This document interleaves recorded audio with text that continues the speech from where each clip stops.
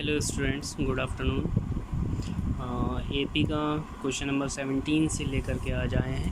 आज chapter complete होने वाला है और रह जाएगी जो हमारी एक्स्ट्रा एक्सरसाइज होती है वो रह जाएगी। कुछ चाहें तो आप खुद कर लेना, नहीं आए तो पूछ लेना।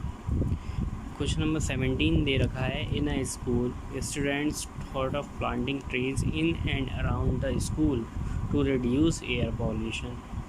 It was decided that the number of trees that each section of each class will plant will be the same as the class in which they are studying. Example: a section of class first will plant one tree, a section of class second will plant two trees, a section of class 3 will plant 3 trees, and so on till class 12th. There are 3 sections of each class. How many trees will be planted by the students? ठीक, तो इसमें दे रखा है एक school है, तो students को जो है वो ट्रीज़ प्लांट करने हैं स्कूल में और स्कूल के अराउंड, मतलब चारों ओर।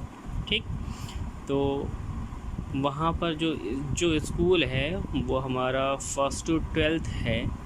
ठीक है, और फर्स्ट क्लास के बच्चे 1 ट्री प्लांट करेंगे, सेकंड क्लास के बच्चे जो है वो 2 ट्री प्लांट करेंगे, थर्ड क्लास के 3 ट्री प्लांट करेंगे। ऐसे ही 12th क्लास के जो हैं वो 12 ट्रीज़ प्लांट करेंगे। ठीक, और हर क्लास के 3 सेक्शन हैं। अब हमें बताना है टोटल प्लांट किए हुए ट्रीज़ कितने होंगे।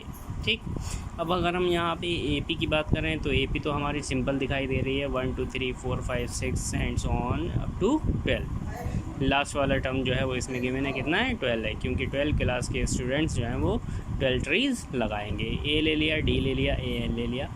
Total number of trees planted by the students. अब हमें टोटल नंबर ऑफ़ ट्रीज़ निकालना है, तो हर क्लास के जो हैं वो 3 सेक्शन थे, तो इसलिए हर पूरा सम करके जो है इसे हम किससे मल्टीप्लाई कर देंगे, 3 से मल्टीप्लाई कर देंगे। ठीक है, इसे हम ऐसे लिखेंगे 3 times of 1 + 2 + 3 + 4 and so on up to 12। ठीक, अब हमें यहाँ पर ए पता है 1 है, डी की वैल्यू पता है 1 है, और ए एन पता है 12 है, तो इसलिए हमने यहाँ पर यूज़ किया SN = n/2 a + an। 3 as it is रहेगा, यहाँ से हमने फॉर्मूला पुट किया है, डायरेक्टली लगा दिया मैंने। n/2, n की वैल्यू 12 है /2, और 1 + an हमारा दे रखा है 12। ठीक, SN = था a + an की वैल्यू हमारी यहाँ पर दे रखी है 12 दे रखी है, यहाँ शायद गलत लिख दिया, कोई प्रॉब्लम नहीं है। ठीक, फिर इसके बाद आपको क्वेश्चन करना है, 3 एज इट इज़ रहेगा, 6 एज इट इज़ रहेगा, 12 + 1 ये हो जाएंगे हमारे 13। ठीक है ना, 13 हो जाएंगे। फिर इसके बाद मैं पूरा ही कट कर देता हूँ कैलकुलेशन। फिर इसके बाद 3 एज इट इज़ रहेगा, 13 × 6 = 78 होता है, 78 यहाँ पर हमने लिख दिया। ठीक, फिर इसके बाद हम मल्टीप्लाई करेंगे, 3 × 8 = 24, 2 3 7 = 21 और 2 23। 234 प्लांट्स जो हैं वो ट्रीज़ जो हैं वो प्लांट किए जाएंगे। ठीक है, यही हमारा आंसर हो जाएगा, डेट्स ऑल। ठीक, अब इसके बाद नेक्स्ट क्वेश्चन की तरफ चलते हैं। नेक्स्ट क्वेश्चन हमारा दे रखा है question number 18। A spiral is made up of successive semi circle with centre alternately A and B, starting with center at A of radii 0.5 cm, 1 cm, 1.5 cm, 2 cm and so on as shown in figure. What is the total length of such a spiral made up of 13 consecutive semicircle? तो यहाँ पे हमें n की value दे रखी है 13, यहाँ पे semi circle बना रखे हैं 1 2 3 4 एंड सो ऑन। ठीक है ना, तो यहाँ पर नाम भी लिखा हुआ है, पहले सर्किल का नाम I1 है, दूसरे का I2 है, तीसरे का I3 है, चौथे का I4 है एंड सो ऑन, ऐसे ही चलता चला जाएगा। ये कहाँ तक जाएगा, I13 तक जाएगा। हमें बताना है टोटल स्पायरल की जो लेंथ है वो कितनी होगी। ठीक, तो स्पायरल की लेंथ, क्योंकि ये सेमी सर्किल है तो यहाँ पर हम क्या करेंगे, सर्किल की जो लेंथ होती है हमारी 2πr उसका आधा करेंगे, है ना, और सब कुछ सम कर देंगे। तो total length of spiral is I1 + I2 + I3 and so on I13। यहाँ पे फॉर्मूला लगाएंगे 2πr1/2, 2πr2/2, 2πr3/3 and so on 2πr13/2। नीचे जो है वो 2 ही रहेगा, हाफ करना है हमें। तो ऐसा इसलिए बताया है ताकि आपको पता चल जाए ये 2πr जो है वो हमारी क्या सर्कमफेरेंस होती है, सर्कमफेरेंस का हमें आधा करना है, तब सेमी सर्किल का हमारे पास लेंथ आ जाती है। यहाँ पे 2πr2/2, 2πr3/2 and so on.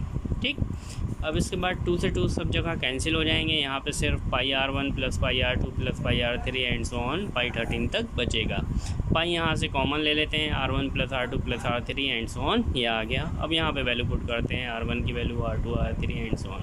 अब हम यहाँ पे देखेंगे तो यहाँ पे जो है a की वैल्यू 0.5 हो जाएगी, d की वैल्यू 0.5 हो जाएगी और n की वैल्यू 13 हो जाएगी। यहाँ पे हम यूज़ करेंगे SN = n/2 2a + n - 1 × d, क्योंकि यहाँ पर an की वैल्यू हमें नहीं पता है, इसलिए हम an वाला फॉर्मूला नहीं लगाएंगे। ठीक, टोटल लेंथ हमारी आ जाएगी पाई 13/2, 2 × 0.5, 13 - 1 × 0.5।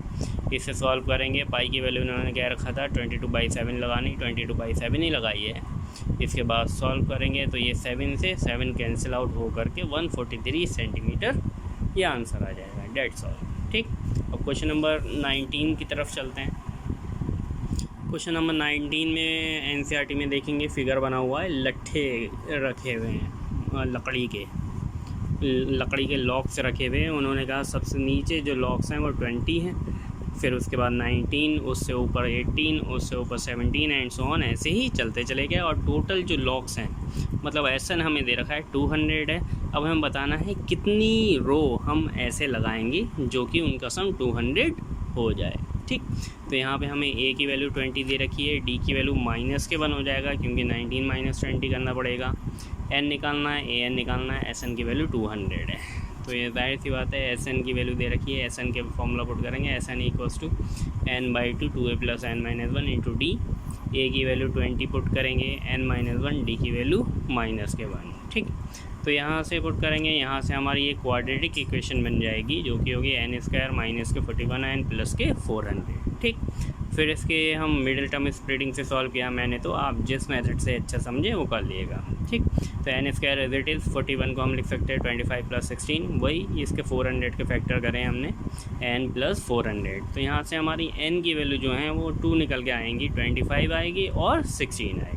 ठीक, अब हमें चेक करना है कौन सी वैल्यू सही है, तो an जो निकालना था उससे पता चलेगा हमें। an = इतना, n की वैल्यू पहले हमने 16 डाली, तब हमारा a 16 5 आ गया।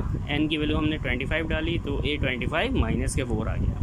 तो कभी भी जो लॉक्स हैं वो माइनस में नहीं हो सकते हैं ना, 1 हो सकता है, 2 हो सकता है, 3 हो सकता है, लेकिन ऐसा नहीं हो सकता कि ऊपर वाली रो में -4 लॉक्स रखे हों। तो इसलिए हम यहाँ पे लिखेंगे सो n = 16, an = 5। सबसे ऊपर वाली रो में जो है वो 5 लॉक्स होंगे। That's all.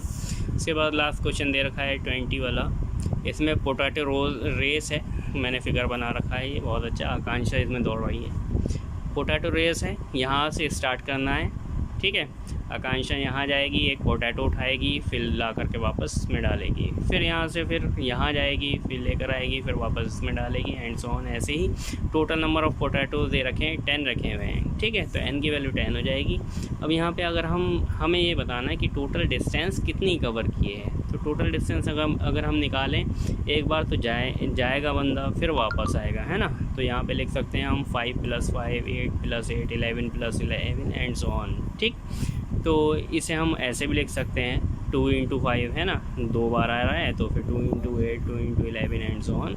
इसी से हमने सॉल्व कर लिया, 2 को कॉमन ले लिया, यहाँ पर ब्रैकेट में बचा 5 + 8 + 11 एंड सो ऑन, है ना। यहाँ से हमें a की वैल्यू पता है, d की वैल्यू पता है 3, और n की वैल्यू तो दे रखी है 10 है, तो यहाँ पर हम वैल्यू पुट कर देंगे n/2 2a + n - 1 × d। ठीक, वैल्यू पुट करेंगे, 2 से 2 कैंसिल हो करके 10 से हम मल्टीप्लाई करेंगे 37 की, तो ये 370, अगर ये मीटर में दे रखा है तो मीटर लिख दीजिए, सेंटीमीटर में दे रखा है तो सेंटीमीटर लिख दीजिए। एक बार और बता दे रहा हूँ, यहाँ से यहाँ जाना है, पोटैटो उठा करके फिर वापस आना है, फिर इसमें डालना है। फिर यहाँ से यहाँ तक जाएंगे। तो पहली बार में जो चली गई जो डिस्टेंस है वो हमारी 5 मीटर है। दूसरी बार में जब हम यहाँ से चलेंगे तो यहाँ तक पहुँचे, यानी कि 5 + 3 8 मीटर हो गए, है ना। तो उसी हिसाब से हमने लिख रखी है, डेट्स ऑल। ठीक, ये एक्सरसाइज यहीं पर ही ख़त्म होती है। और नेक्स्ट जो है ऑप्शनल एक्सरसाइज है, तो चाहें तो आप लोग ट्राई कीजिएगा। ठीक है, पूछना हो तो पूछ सकते हैं। नेक्स्ट चैप्टर शुरू होगा, डेट्स ऑल।